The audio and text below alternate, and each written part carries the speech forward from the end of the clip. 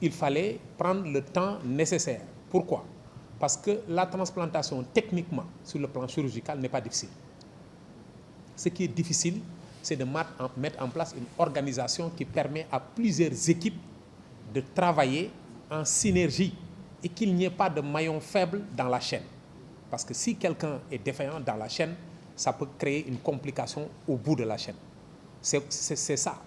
Les équipes sénégalaises n'ont pas de difficulté pour greffer. Je disais à quelqu'un que pour prélever et greffer, il nous a fallu 3 heures à 3h30. Nous réalisons régulièrement des interventions qui durent 7 heures de temps, 7 heures d'intervention. Nous le faisons régulièrement. Mais le problème, c'est que ces interventions longues et difficiles ne nécessitent pas autant de monde. Ces interventions ne concernent pas quelqu'un qui n'est pas malade. Parce qu'un donneur, c'est quelqu'un qui n'est pas malade. Et en médecine, il est interdit d'opérer quelqu'un qui n'est pas malade. La transplantation, le don d'organes constitue une exception à la règle. Donc, il faut se préparer pour que celui qui donne son rein ne s'en sort pas avec un handicap, comme l'a dit le professeur Maria. Et la deuxième chose, c'est que, comme l'a dit aussi le professeur Maria, vous travaillez sur quelqu'un qui est malade, qui doit recevoir un organe qui ne lui appartient pas, et l'organisme le reconnaît comme un corps étranger. Il faut tout faire pour que l'organisme ne rejette pas cet organe. C'est ce qui a fait que les préparatifs ont duré autant de temps. Voilà. Pour votre deuxième question, Alain, c'était... Oui, la deuxième question... Oui, sur le... Oui, la décentralisation. Je pense que le professeur Farika a bien répondu à cette question.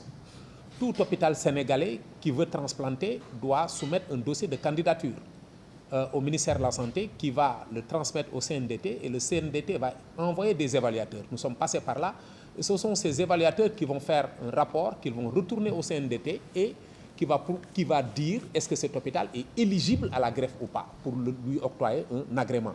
Je pense que la décentralisation dépendra de ça. Celui qui veut transplanter n'a qu'à s'organiser, n'a qu'à mettre en place une infrastructure fonctionnelle, des médecins compétents, des équipements suffisants pour pouvoir réaliser la transplantation. C'est ça la clé de la décentralisation. Le choix des malades. Tous les dialysés ne seront pas greffés. Il faut voir, je pense que c'est les néphros qui vont évaluer pour voir qui est éligible à la greffe ou pas. Et même le fait d'être éligible à la greffe ne vous permet pas d'accéder à la greffe. Vous devez avoir des donneurs.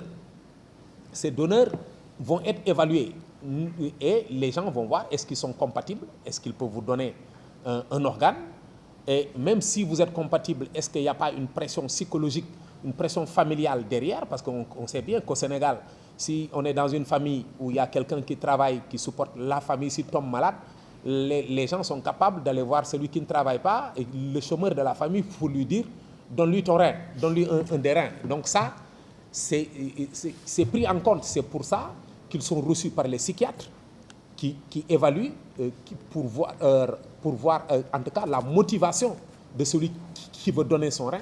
Ils sont reçus par un juge qui est entouré par des experts qui vont vous poser des questions et voir est-ce qu'il n'y a pas une pression familiale derrière ou bien est-ce qu'il n'y a pas même une pression financière derrière. Donc il faut passer toutes ces étapes-là pour être éligible à la greffe.